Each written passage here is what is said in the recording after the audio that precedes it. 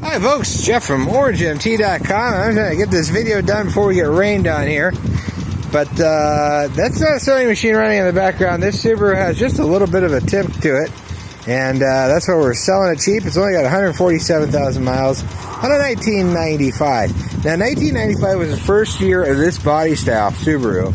And this one has the optional all-wheel drive. So it is an all-wheel drive Subaru. Aren't they all standard? No, it wasn't standard until 1996 when they figured out that the most of the money they made was an all-wheel drive car. So, but 1995, this was the legacy model. And then in 1996, they also came out with the Outback. And this is the non-Outback. And you can tell that because it doesn't have the extra hump in the roof. And it has the 14-inch tires and wheels instead of the 15s. The 14 there. And it doesn't have quite the lift kit that the Outback package had. But the Outbacks weren't any good in 1996 because they had 2.5 dual cam. And they had a lot of problems, like head gasket problems and all that. Not to say that this one's absolutely perfect because it has a tick to it. And I'll pop the hood here so you can hear it a little bit more. We're not a mechanic here, nor do I have a magic wand. I can't tell you everything about this car. Nor do I have a tarot card or a magic ball to read, so I can't tell you how long it's going to continue to tick for. You can hear it. The Subarus always have a bit of a tick. This one's just kind of loud. It could mean it needs a valve adjustment. It could mean something else. I don't know. I don't have a magic wand. Man, that battery's ugly. Somebody ought to clean that up, but I don't even care. It's a cheap car for $1,500. And when you put those in perspectives, you know, you can't buy an ATV, that's an all-wheel drive ATV, for $1,400. So, it's a pretty nice little car for $1,400. I'm going to show you, we did some half-assing on this car. Because we have a doctorate in half-assing. And our doctorate in half-assing is the hatch in the back. It was hit a little bit there. And unfortunately, we don't have the key to the trunk. So we put a piece of baling wire in the back. See that? That's my handwriting right there. All right, pretty. And there we go. Unlock. You just pull this a little bit to that way. And that runs the lock for the key thing. That way you can push back on it to lock it if you want to. And now, voila!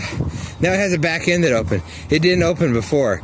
And it was locked shut and we couldn't get to the lock. So we put that on there just so you could do that. We didn't hurt anything. If you get a key lock cylinder or a key made for it, well, then you'll have one that works.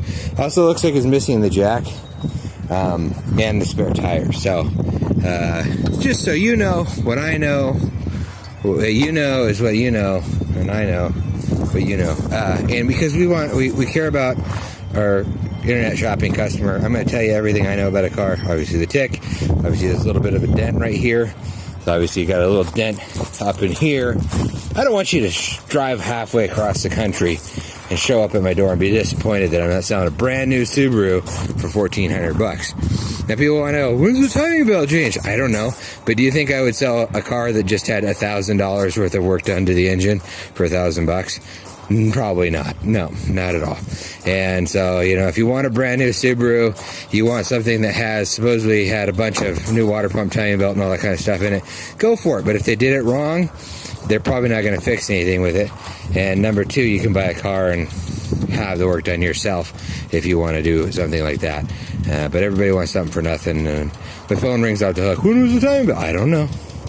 Don't know when it was done, but it's still running and driving, so you could have it done and have the timing belt and have the head gaskets done. You could have the fender replaced. You could have it repainted. You could change every fluid on it. You could put new windshield wipers on it. And if you hit a deer, it's still going to be a wrecked car at the end of the day. So, you know, you can put all the money you want into a car, but it goes from point A to point B if you're like me. That's the way we drive them. And come check this one out, 370-5466. It's not our only Subaru. There's another Subaru down there. There's two more wagons down there on the lot. So if you want to take a look at either one of those two, you come on down and check them out. We're open by appointment only. So if you got money and you want to take something for a test drive, we will let you take it for a test drive.